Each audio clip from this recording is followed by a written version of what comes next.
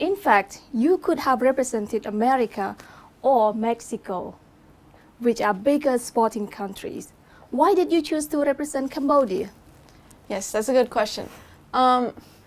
Just growing up, I've always felt closer to like my Cambodian roots, and I've always been closer to my dad's side of the family, which is like more of my Cambodian side of the family growing up. So whenever I got this opportunity to represent for Cambodia for Jiu-Jitsu, it was a really good opportunity for me, and that's mainly what made me want to choose to represent Cambodia. Wow, thank you. And how is the reaction and support of the Khmer people? It's good. Like I said, each time I come back to Cambodia, I feel like I get more and more support, especially this time because this is the first time we're actually hosting the SEA Games in Cambodia. So I feel like most people that don't really know about sports or especially about jiu-jitsu, now they're starting to pay attention more. So now I definitely got a lot more support, especially when I was competing. Wow.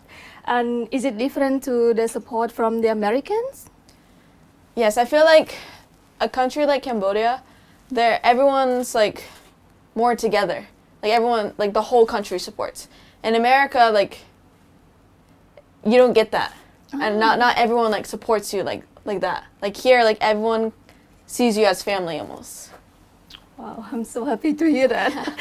Yeah, and I have a very important questions as well. What were your feelings when you lost on the first day, and what motivated you on the final day?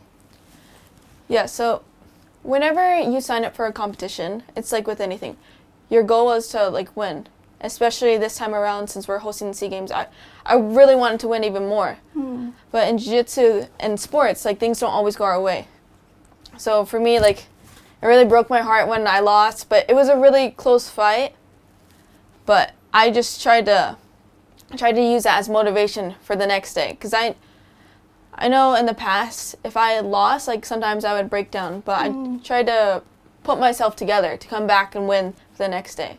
And just having the support from everyone when I lost, like that's like kind of what fueled me to fight even harder for the next day. Because I knew no matter what, if I win or if I lose, everyone and all the support from Cambodia, it's still going to be there. So that's kind of like what helped me get through to win. So happy to hear that again. Yes. How did you start out in the sport? Yeah, so I actually started jiu-jitsu in like 2009 in Hawaii. But prior to that, I was already doing like different sports and like martial arts. I was doing karate at the time actually. But I decided to try a different sport, and my dad suggested jiu-jitsu. Right off the bat, I really enjoyed jiu-jitsu. Even now, there's still many things for me to learn, and I've just always stuck with it for the past 14 years now. I've been doing it. When you started jiu-jitsu, how old are you? I was 8. You were 8. Yeah, and now I'm your dad was 21. the trainer. Yeah, so I actually started before my dad.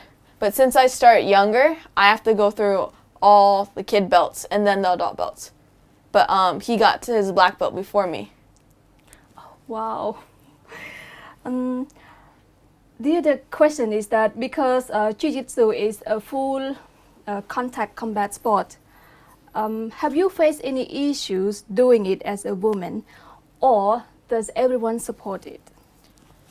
Well, in jiu-jitsu, jiu-jitsu is still growing, but it mainly is like a male-dominated sport. So I feel like there are certain things that us females like don't get, like I guess like not as much attention or as much respect for doing it. But I feel like now the women's jiu-jitsu is slowly starting to grow, and I'm happy to be a part of that. What would you say to young girls who want to get involved in jiu-jitsu? I think that's a great idea. I mean, my goal is to always try to expand women's jiu-jitsu. Like I said, it's a male-dominated sport, and we need more women, more girls to start doing jiu-jitsu. One of my main goals this time around was to get people in Cambodia, especially girls, to start training jiu-jitsu. Because eventually, when I retire, I want to become the head coach for jiu-jitsu and have my own team of girls. And I think, especially with sports, it's better you start now than wait later, because then it's going to take longer to get better. So I think it's better if we try to get a group of girls to start jiu-jitsu now. That way, eventually they can take my spot and win SEA Games, win Asian Games, and represent Cambodia. Yeah, I guess by watching you matching in these SEA Games, a lot of young women would like to do like you. Yes, that's why I'm really happy that we got to host it this year. Because now people in Cambodia, before, they would see it on like Facebook or, you know, the news. But now they actually got to see it in person. So now they understand a little bit of like how jiu-jitsu works. Mm-hmm. And what are the advantages of learning jiu-jitsu? There's so many things. For me, it was mainly like self-confidence. Just being able to protect myself and knowing that like I can like be healthy, and just whenever you're training, like you learn like so many different like things that go into it. Like I said, being confident, obviously having respect, and so many other things. But jiu-jitsu, I've been doing it for most of my life. So it's definitely helped me in other areas, like outside the mat too. Right. And how do you feel before, during, and after a match? I'm very curious about this. So I fought in the gi, which is when I got the silver medal. Like I said, that time I was really nervous because I had a little bit more attention, like the cameras behind the scenes and people cheering. I think I got a little bit overwhelmed and more nervous. But the second day, whenever I fought the no-gi, whenever I won the gold, I felt more comfortable. I think it just kind of took me by surprise when I fought in the gi. But before a competition this time around, I just told myself I need to give my best. And by doing that, by giving my best, I already know like that I can win. Is there one opponent that you would like to face? No. I mean, I pretty much just fight the same girls all the time.